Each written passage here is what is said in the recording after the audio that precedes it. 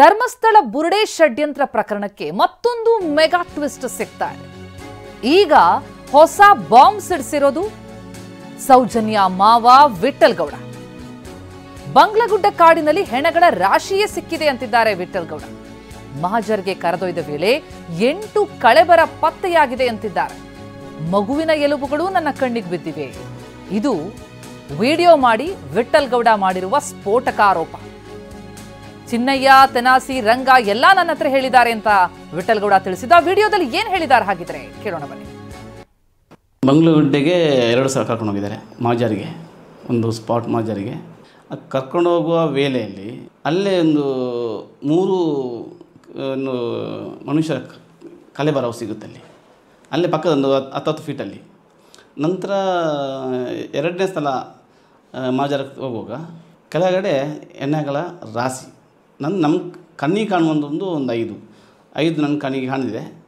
ಮತ್ತು ಒಂದು ಸಣ್ಣ ಮಗುದು ಅನ್ನೊಂದು ಸ್ವಲ್ಪ ಅದರಲ್ಲಿ ನನಗೆ ಗೋಚರ ಆಗ್ತಾಯಿತ್ತು. ಅದು ಸಣ್ಣ ಒಂದು ಕಲಶಗಳು ಬರುತ್ತೆ, ಒಂದು 5-6 ಕಲಶ ಇತ್ತು.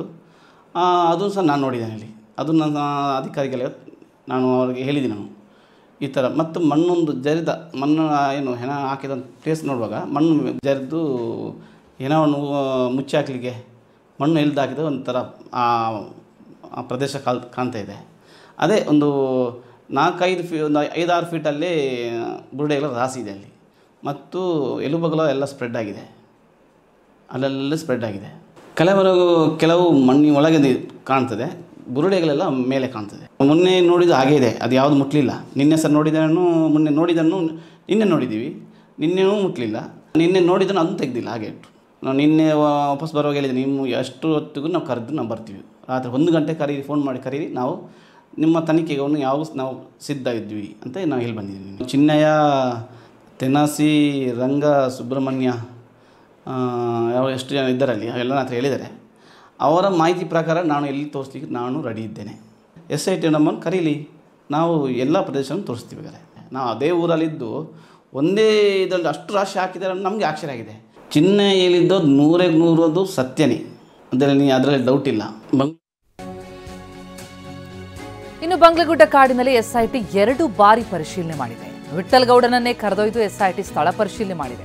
ಸೆಪ್ಟೆಂಬರ್ 6 ಮತ್ತು ಸೆಪ್ಟೆಂಬರ್ 10ರಂದು SIT ಇಂದ ಸ್ಥಳ ಪರಿಶೀಲನೆಯಾಗಿದೆ. ಆ ಸ್ಥಳ ಪರಿಶೀಲನೆ ಬಳಿಕ ಈಗ ವಿಠಲ್ ಹೇಳಿಕೆ ಇದೆಯಲ್ಲ, ಇದು ಪ್ರಶ್ನೆ ಹುಟ್ಟುಹಾಕ್ತಾ ಇದೆ. ಸೆಪ್ಟೆಂಬರ್ 6ರಂದು 3 ಮನುಷ್ಯರ ಕಳೆಬರಗಳು ಸಿಕ್ಕಿವೆ.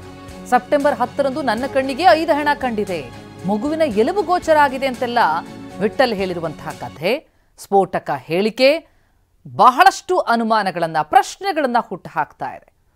ಮತ್ತೊಂದು ತಿರುವು ಕೊಡ್ತಾ ಇದೆಯಾ ಈ ಪ್ರಕರಣಕ್ಕೆ? ಮತ್ತೊಂದು ಬುರುಡೆ ಕತೆ ಇಲ್ಲಿ ಲಭ್ಯ ಆಗ್ತಾ ಇದೆ. ಸೌಜನ್ಯ ಮಾವ ವಿಠಲ್ ಗೌಡ ಕೊಟ್ಟಂತಹ ಈ ವಿಡಿಯೋ ಹೇಳಿಕೆ ಏನಿದೆ, ಮಗುವಿನ ಎಲುಬು ಗೋಚರ ಆಗಿದೆ, 5 ಹೆಣಗಳು ಕಂಡಿವೆ ಅನ್ನೋದು.